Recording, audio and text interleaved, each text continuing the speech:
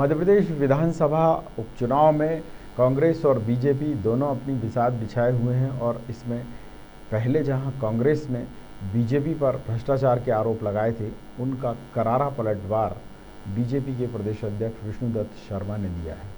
उन्होंने ऐसे सबूत पेश किए हैं जिससे खुद कमलनाथ और दिग्विजय सिंह दोनों ही कटघरे में खड़े हो गए हैं। उनके ये आरोप सबसे ज़्यादा महत्वपूर्ण है कि छिंदवाड़ा में एक सिंचाई परियोजना में काम शुरू हुए बिना ही एक पार्टी को यानी एक ठेकेदार को 400 करोड़ रुपए दे दिए गए और वो भी एडवांस।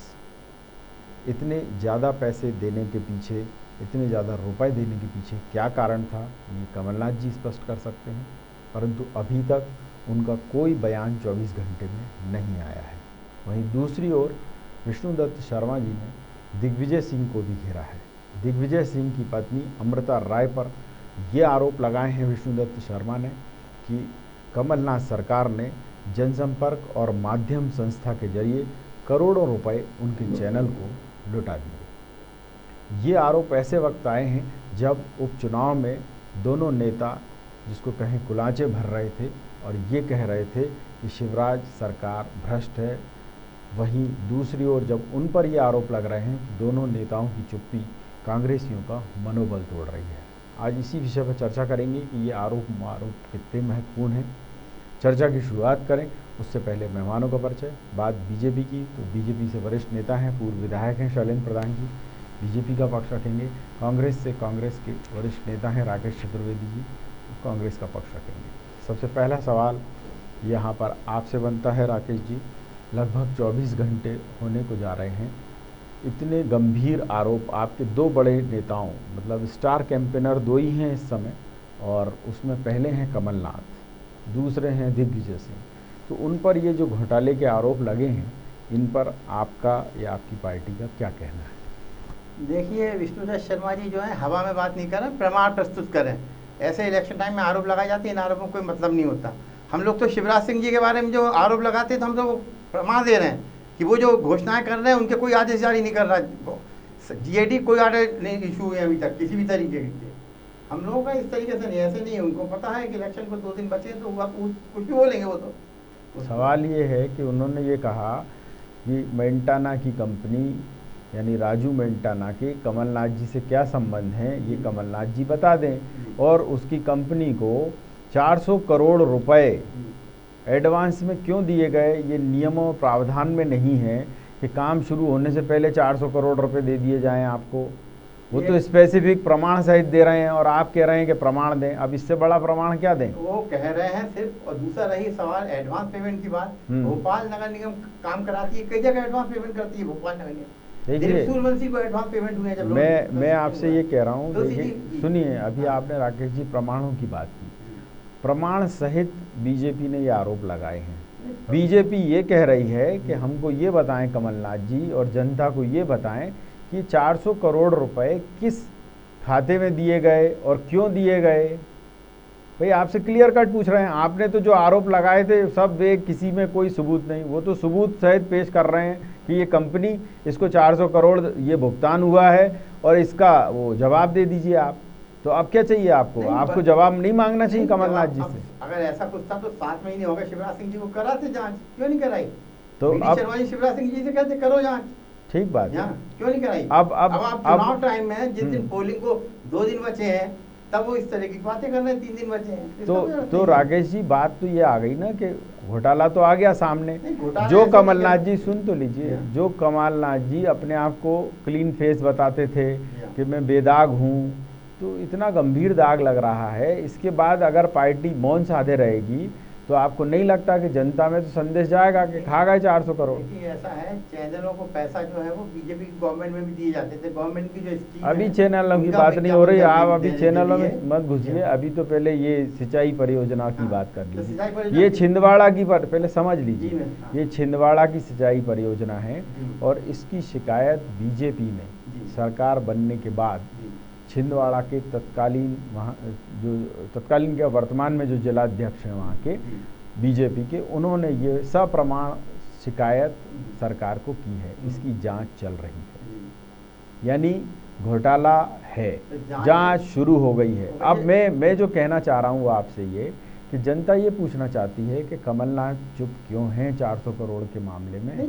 मैंने आपको कितने का प्रोजेक्ट था, सवाल ये उठता है। 1200 करोड़ हाँ, का। तो 1200 करोड़ में अगर 4 करोड़ दिए, कोई भी अगर 4 करोड़ नहीं, 400 करोड़। 400 करोड़ भी दिए 1200 में, तो मशीनें रहना पड़ती, वो रहती, नई चीजें नहीं रहती। बहुत बढ़िया। चलिए मैं पूछता हूँ प्रधान साहब से। प्रधान साहब, आप चूंकि इंजीनियर भी हैं, आपको लगता है कि जिस परियोजना की लागत इतनी हो उसमें क्या कोई ऐसा उठाई गिरा टाइप का आदमी आ सकता है क्या, ठेकेदार बन के, जिसके पास पैसे ही नहीं हो और उसको एडवांस में 400 करोड़ रुपए दे दिए जाएं? देखिए, जो रूल है वो रूल कहता है कि आप रॉ मटेरियल पे एडवांस दे सकते हो और मशीन, मान लिया अगर मशीन के लिए भी होगा, मशीन का 10 करोड़ होती, रॉ मटेरियल की कास्ट 2-5 करोड़ होती, चला 1200 करोड़ में 1/3। तो मेरे हिसाब से कोई भी इंजीनियर नहीं कहेगा कि इतना एडवांस और विदाउट व्हाट सिक्योरिटी दिया, तो कहीं ना कहीं इसमें घोटाला है। और माननीय हमारे प्रदेश अध्यक्ष जी ने जब आरोप लगाए हैं तो माननीय पूर्व मुख्यमंत्री कमलनाथ जी का भी ये दायित्व है। समझ लीजिए चुनाव के पहले लगाए, हम 5 दिन है, अगर उनको ये लगता है कि हम गलत बोल रहे हैं तो उनको तत्काल डिफेमेशन सूट फाइल करना चाहिए हाई कोर्ट में, क्योंकि और अगर वो चुप हैं, अगर वो जवाब नहीं दे रहे तो क्या गड़बड़ है मामला? नहीं, मामला सत्य है कि असत्य है, वो खुद ही नहीं बोल रहे, तो इसका मतलब कुछ गड़बड़ तो है।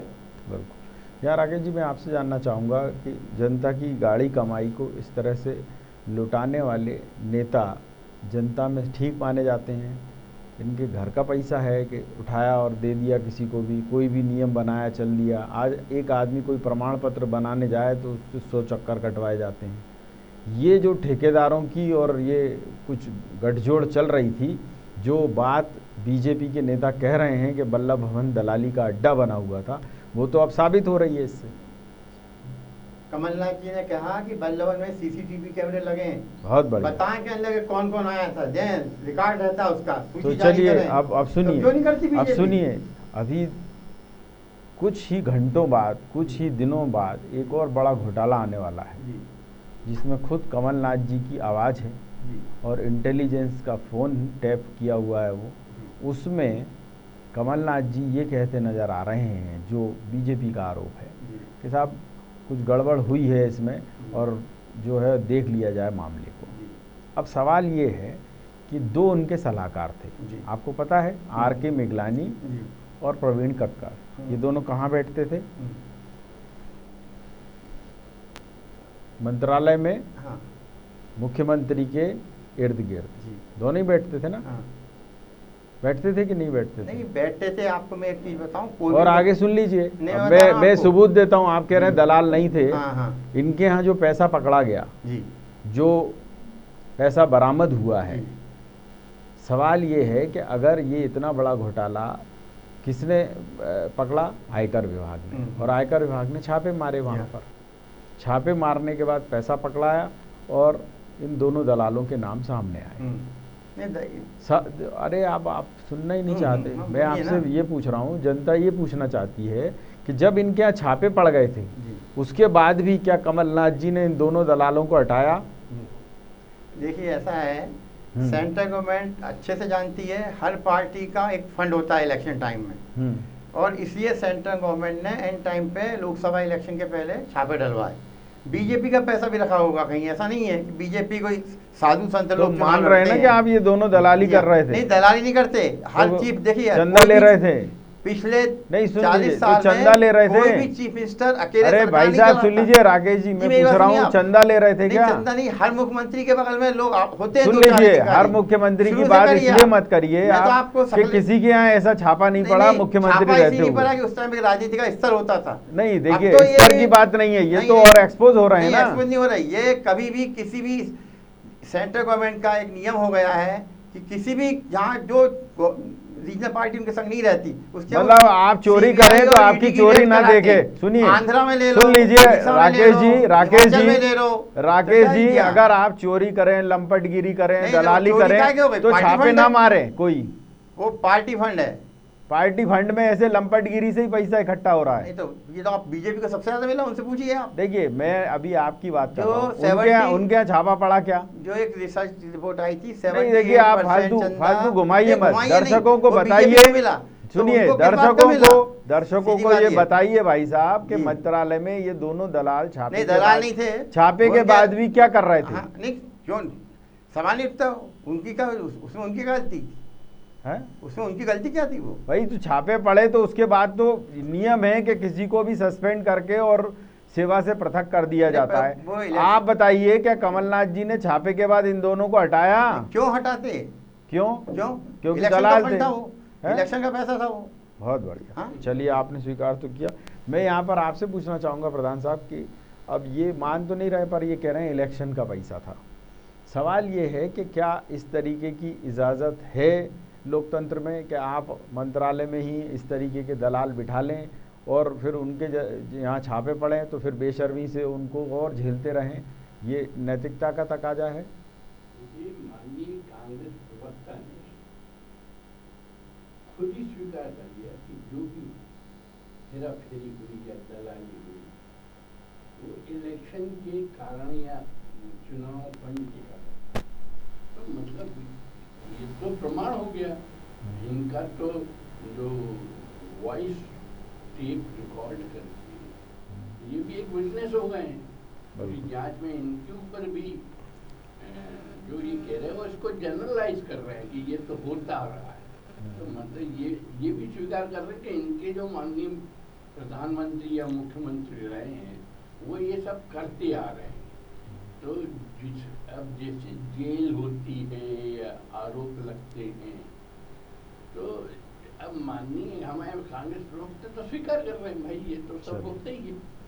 अब अगला सवाल मैं आपसे पूछना चाहूँगा राकेश जी, आपके ही कमलनाथ, आपके से आशा ये है कि प्रदेश की जनता के बीच तो वो ज़्यादा जाते नहीं थे। अब सवाल ये है, आपके कमलनाथ ये कहते नहीं आगाते थे, मैं प्रचार प्रसार से दूर रहता हूँ, मुझे विज्ञापन नहीं देना, शिवराज की तरह, शिवराज जैसे खर्चा करते हैं मैं नहीं करता हूँ। 11 महीने की सरकार, खर्चा किया जनसंपर्क और माध्यम के जरिए 131 करोड़ रुपए। ये 131 करोड़ रुपए कहाँ गया? 7 महीने की शिवराज सरकार ने कितने ऐड दिए वो निकाल लो आप और हमारे देख लो आप। उनके ज़्यादा निकलेगा, हमारा नहीं है। और दूसरा क्या, जनसंपर्क विभाग का काम ही है सरकार की जो योजनाएं होती हैं उनका विज्ञापन करती है। तो फिर ये झूठ क्यों बोलते थे जनता के सामने कि नहीं, मुझे विज्ञापन नहीं देना? नहीं, विज्ञापन काम करके विज्ञापन दिए उनने, तो भाई बिना काम के नहीं, हवाबाजी नहीं करी उनने। बताइए प्रधान साहब, आपके शिवराज जी ने क्या बिना काम के दिए थे क्या विज्ञापन? जो माननीय हमारे प्रदेश अध्यक्ष जी ने आरोप लगाए वो 131 करोड़ के विज्ञापन के आरोप लगाए। और उन्होंने ये भी आरोप लगाया कि माननीय पूर्व मुख्यमंत्री की कांग्रेस के उनकी पत्नी की एजेंसी को लगभग 31 करोड़ का विज्ञापन दिया गया। और विज्ञापन भी इस बात पे दिया गया कि 8-8 करोड़ के माध्यम से फिल्म के नाम से वो दिए गए विज्ञापन। तो आखिर माननीय कमलनाथ जी इतनी बड़ी बड़ी बातें कर रहे हैं, वो अभी कांग्रेस प्रवक्ता करे इनके निकाल लो उनके निकाल लो। भाई आप भी डाटा लाओ और प्रमाण के साथ आरोप लगाओ। हम मना नहीं कर रहे, पर हम ये कह रहे हैं कि अभी आपने आरोप नहीं लगाए, पर ये तो आरोप हमारे प्रदेश अध्यक्ष ने लगाए हैं। और अगर माननीय पूर्व मुख्यमंत्री जी, मैं नाम इसलिए नहीं ले रहा हूँ कि एक ठीक बात है, प्रमाणित है हर चीज। यहाँ आपसे मैं पूछना चाहूँगा राकेश जी कि ये आरोप में फिर कितनी दम है कि पूर्व मुख्यमंत्री कमलनाथ जी ने मुख्यमंत्री रहते हुए एक और पूर्व मुख्यमंत्री दिग्विजय सिंह जी की पत्नी अमृता रॉय के चैनल के लिए या उनकी संस्था के लिए करोड़ों रुपए दे दिए। देखिए, ये वीडी शर्मा जी ने पब्लिक मीटिंग में बोला है। मीटिंग में नहीं बोला, वो भी प्रमाण सहित प्रस्तुत किया है। अब इसमें ये सुन तो लीजिए, अब जनता को ये बताएं कि दिग्विजय सिंह जी की पत्नी के चैनल को क्या उससे पहले या अब उसके बाद में इतना पैसा दिया गया कभी, जितना उस समय लुटा दिया कमलनाथ ने? अब ये मेरी जानकारी नहीं है। तो अब आप ले आइए अपनी जानकारी में। तो मैं आपसे ये पूछना चाह रहा हूँ कि ये आपके नेता वाकई झूठ बोलते हैं, इसीलिए राहुल गांधी नाराज़ हैं उनसे, इसीलिए जो उनको इंटेलिजेंस की खबरें मिली कि साहब यहाँ तो कमलनाथ जी का सुपड़ा ही साफ लग रहा है, तो इसलिए वो प्रचार में भी नहीं आए। देखिए, दो चीज़ें, गांधी परिवार का बाई इलेक्शन में नहीं जाता, पहली बात। अच्छा, ये कोई आप मतलब नहीं है, अभी नई परंपरा बता रहे हैं क्या? शुरू में कमलनाथ जी ने बोला, ये इंटरव्यू में आई। नहीं, गलत बता रहे हैं आप ऐसे नहीं, आप ऐसी बातें न करें। तो आप बताइए ना, कब आए राहुल? मैं आपको ऐसे कई उदाहरण बता सकता हूँ। आप अगर यही बात कर रहे हैं तो फिर आप चले जाइए विजयराजे सिंधिया जी के ज़माने में, तो नहीं आए थे क्या सब गांधी खानदान? कहाँ पे? सब आए थे। कौन से हैं भाई? जब आपकी सरकार बनी थी तब आपको पता है कि नहीं? तब भी तो आए थे प्रचार के लिए। वो बात नहीं है। आप अभी तो अपनी बात बताइए कि अगर ये इतना बड़ा चुनाव हो रहा है और उसमें आप ही ने इलेक्शन कमीशन में लिख के दिया कि स्टार प्रचारकों की सूची में नंबर 1, 2 पर ये हैं राहुल जी, सोनिया जी, राहुल जी, प्रियंका जी, आप ही ने लिख के दिया ना? दिया, राहुल जी तो बिहार इलेक्शन में। तो अब आप नहीं, देखिए अब आप सुन लीजिए, मैं आपसे जो कहना चाह रहा हूँ वो ये है, या तो आपने इलेक्शन कमीशन को गुमराह किया, नहीं गुमराह करने वाली बात या फिर हाईकमान को यहाँ के लोगों ने गुमराह किया कि नाम लिख दो, बाकी किसको नहीं बोल, कौन आएगा नहीं आएगा। भाई आपकी पार्टी की इच्छा है, सुनिए, आपकी पार्टी की इच्छा है, पर आपने या तो फिर पार्टी वाले से पूछा नहीं था क्या? पहले सोचा होगा, लेकिन बाद में उन्होंने कहा बिहार इलेक्शन में ज़्यादा टाइम जरूरी है वहाँ पे देना, क्योंकि यूपी हमारे पास। बताइए प्रधान साहब, क्या वाकई यही स्थिति थी या फिर कमलनाथ जी के एक्शन की वजह से कि जिसमें उन्होंने एक दलित महिला मंत्री इमरती देवी के लिए आइटम शब्द इस्तेमाल किया, उसके बाद से राहुल जी नाराज हो गए या प्रियंका जी नाराज हो गई, नहीं आई यहाँ?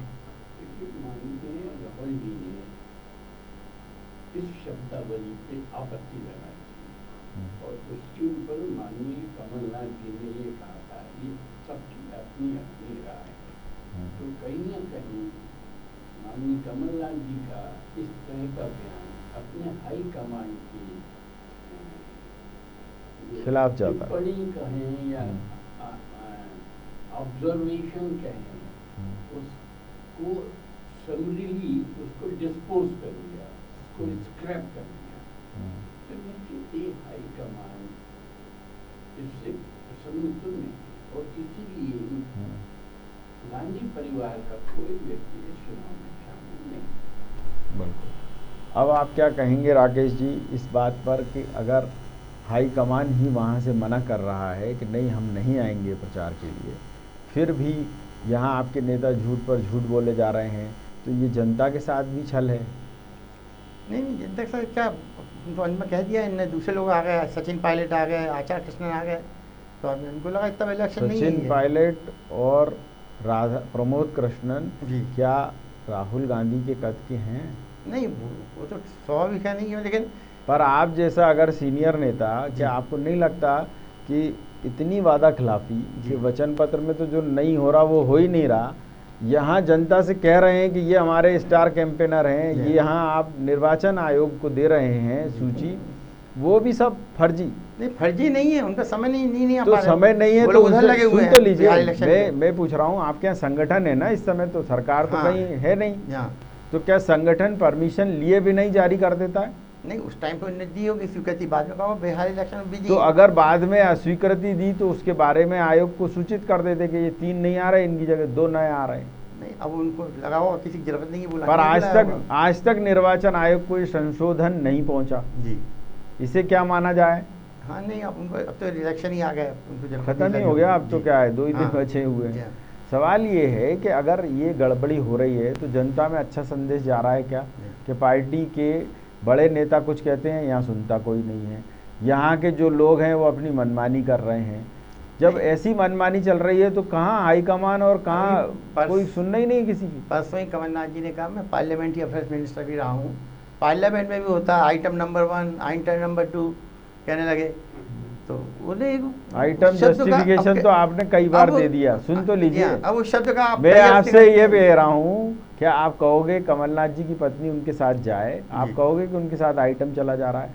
नहीं, वो पत्नी पत्नी होती है, आइटम का हो गया। और चक्कर तो ये जब कि आप वो कह भी चुके अपनी पत्नी को तो आप पत्नी मान रहे हैं, वो ये भी कह चुके हैं जब और सुन लीजिए, वो ये कह और चुके हैं दूसरी महिला को आप आइटम बता रहे हैं। कह रहे किसी को अगर ठेस पहुंची इससे तो उसके लिए वो किसी से क्या, सीधे बोलिए ना, इमरती देवी जी को ठेस पहुंची हो तो वहां भी नहीं मांग रहे, और राहुल गांधी के कहने के बाद नहीं मांग रहे। देवी ने क्या बोला उनके परिवार के बारे में, इस पे जाइए आप। हाँ, उन्होंने लुच्चा कहा। हाँ, तो आप कराओ ना डिफेमेशन उनके खिलाफ। कौन सी भाषा हुई? सुन तो लीजिए, मैं आपसे कह रहा हूँ, आप उसके खिलाफ भी कर, हम तो दोनों की बातें उठा रहे हैं, हम उनकी भी उठा रहे हैं, आपकी भी उठा रहे हैं। सवाल ये है कि क्या ये एक पूर्व मुख्यमंत्री को इस तरीके की भाषा शोभा देती है क्या, कि वो अपने हाईकमान की भी ना सुने, अपनी मनमर्जी करता रहे? अब जनता क्या विश्वास करेगी ऐसे आदमी पर? उन्होंने कहा ना कि राहुल गांधी के निजी विचार हैं, राहुल गांधी ने मेरे से इतनी कहा कि इसको वो करो। अच्छा, अब मैं आपसे ये पूछना चाहूँगा कि कांग्रेस में पहले ये होता आया है, दिग्विजय सिंह जी ने कोई टिप्पणी की, मणिशंकर जी ने कोई टिप्पणी की,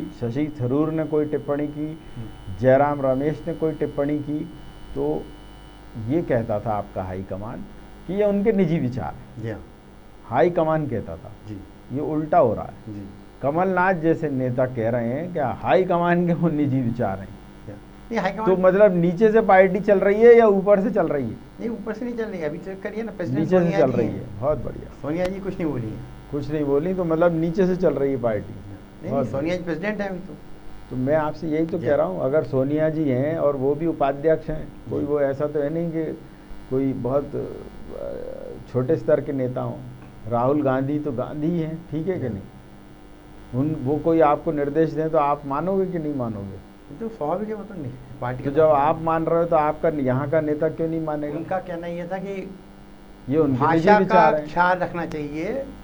अब जो भी ख्याल रखना चाहिए था, देखिए उनकी बात जो स्पष्ट आई, उससे यही प्रतिध्वनित हुआ कि कमलनाथ जी को इस पर माफी मांगनी चाहिए। नहीं मांगी उन्होंने। अब आप सुन लीजिए, उन्होंने इसी तरीके से उनको स्टार कैंपेनर बना दिया अपनी मर्जी से।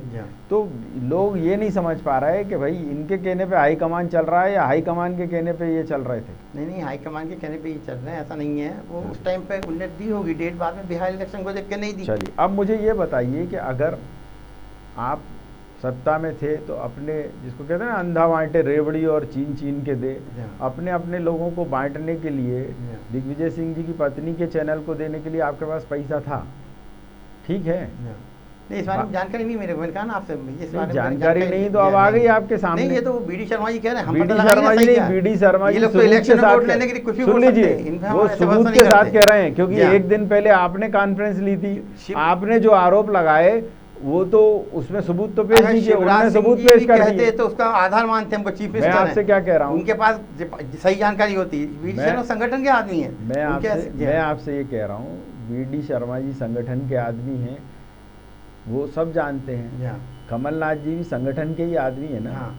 आपके यहाँ भी संगठन वालों ने ही आरोप लगाए, तो हमने उनको भी दिखाया। कमलनाथ जी सुन लीजिए, रहे पहले सेंटर मिनिस्टर रहे। अरे उनको जानकारी तो है, सब बातें कर, अभी तो नहीं है ना सत्ता में। नहीं, अभी नहीं होंगे, ठीक है। तो अब जब वो आरोप लगा रहे हैं तो संगठन वाले ही माने जाएंगे ना, कि वो मुख्यमंत्री मान लें उनको। हाँ, नहीं, लेकिन उनके पास जानकारी। मैं आपसे इतना पूछ रहा हूँ, क्या जनता ऐसी चीजों को बर्दाश्त करती है कि सत्ता में बैठ गए तो लगे अपनों को बांटने के लिए अंधों की तरह? नहीं, ये सब 3 तारीख को फैसला होगा, इस बारे में अभी कोई मतलब नहीं। तो आप जनता को ये बताएं कि ये ठीक था या गलत था। भैया, जनता को ये पता चलना चाहिए कि आप जैसे कांग्रेसी नेता, जो सच्चे कांग्रेसी हैं, वो क्या सोचते हैं कि अगर 11 महीने सरकार चली तो लूट किसने मचाई थी और किसने पैसा अंदर कर लिया अपना चुपचाप, और आप बड़ा ईमानदार बने घूम रहे हैं सबके साथ। ये सब पता करेंगे, इस बारे में भी जानकारी नहीं है। चलिए, बहुत अच्छी बात है। यहाँ मुझे बताइए प्रधान साहब कि अगर अब ये कांग्रेस की कलई खुल रही है ऐसे समय पर, जबकि बिल्कुल चुनाव जो है अब वो पीक पर है, 2 दिन बचे हैं सिर्फ प्रचार में, और ऐसे समय ये घोटाले घपले निकल कर आ रहे हैं, जनता में क्या संदेश जा रहा है इनका? जनता को एक पुराना गाना है नहीं, पब्लिक ये सब जानती है इनके घोटाले, और जिसके कारण इनको दिल्ली में भी रिजेक्ट किया, और अब ये 28 की 28 सीटों पर भी इनको जनता अपना मत दे देगी। ये बाबर करें 3 तारीख को सामने आएगा, और 3 तारीख को, तो 3 तारीख को ये सामने आएगा कि भारतीय जनता पार्टी ने कांग्रेस को चित कर दिया।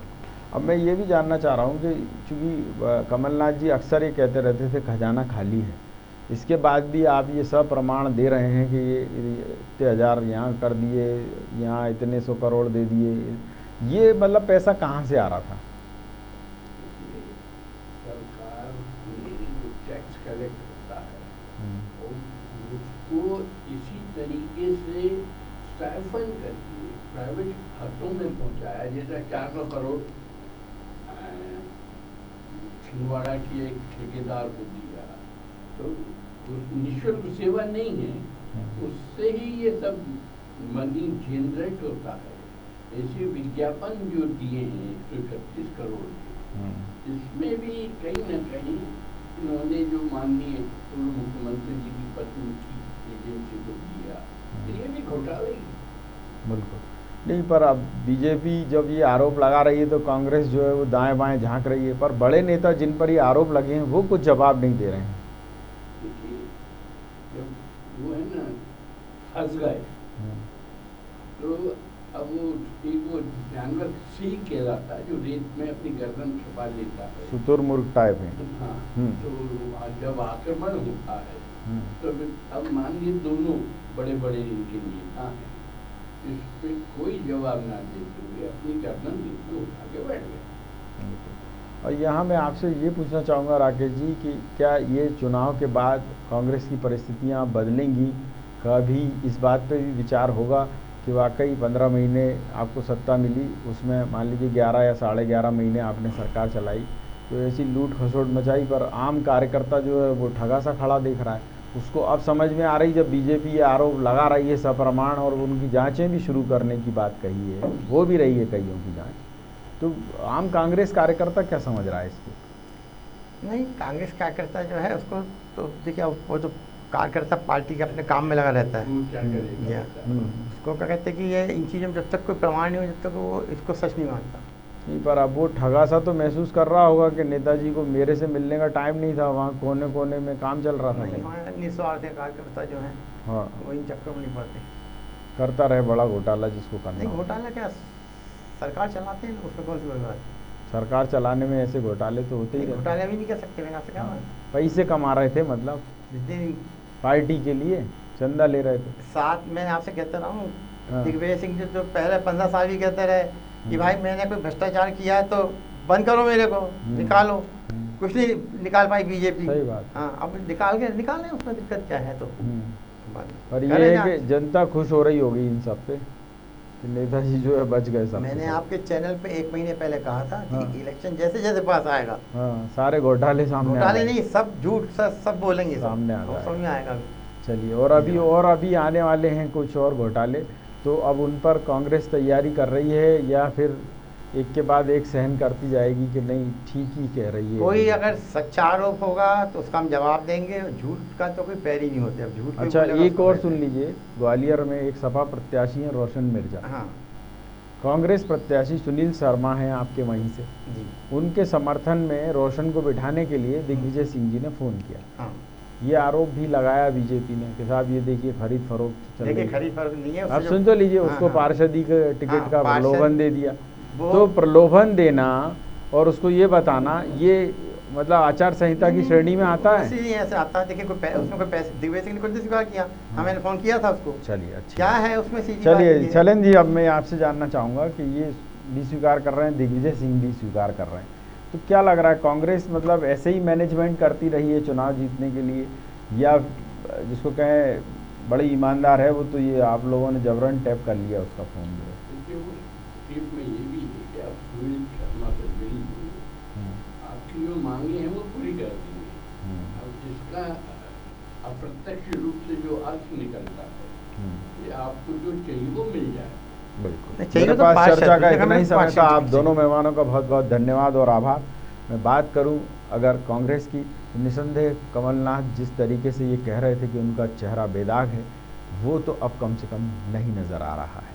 जिस तरीके से उनके खिलाफ प्रमाण आ रहे हैं और उनकी चुप्पी ये भी दिखा रही है कि कांग्रेस वाकई कुछ खेल तो कर रही थी जो अब उजागर हो रहा है। न्यूज़ ऑब्जर्वर के खास कार्यक्रम विशेष में इतना ही, लेकिन यहाँ बेबाक खबरें निरंतर जारी रही। आप देखते रहिए न्यूज़ ऑब्जर्वर। न्यूज़ ऑब्जर्वर यानी सिर्फ खबर।